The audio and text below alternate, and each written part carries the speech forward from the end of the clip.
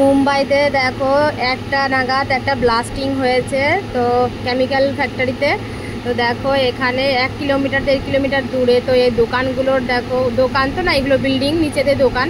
তো বিল্ডিংয়ের উপরের কাজগুলো সব ভেঙে নিচে পড়েছে। দেখো আমরা এসছি, আমরাই এখানে থাকি। তো সব লোকজন রাস্তা জমে গেছে, দেখো সব রাস্তায় রাস্তায় মনে হচ্ছে অ্যাক্সিডেন্ট হয়েছে, কিন্তু এরকমই সব বিল্ডিংয়ের কাজগুলো দেখো, এই 4-5 তলা বিল্ডিংয়ের সব উপরের কাজগুলো ভেঙেছে। আর এটা হচ্ছে সোফার দোকান ছিল, এই দোকানের বাইরে দিয়ে কাচের টেবিলগুলো ছিল সব ভেঙে গেছে, জানলা দরজাগুলো ছিল কাচের, সব ভেঙে ভেঙে পড়েছে। এমনকি গাড়িগুলো রাস্তায় দাঁড়িয়েছিল, সেই গাড়ির কাজগুলো ভেঙে গেছে, এমনিতেই ভেঙে গেছে, এত জোর আওয়াজ হয়েছে। তো আমরা যে বিল্ডিংয়ে থাকি ওই বিল্ডিংটাও কেঁপে গেছিলো। তো আমরা বাইরে এসেছি, দেখো এরকম অবস্থা হয়েছে। এটা 1 কিলোমিটার 1.5 কিলোমিটার দূরে, তাই এরকম অবস্থা হয়েছে।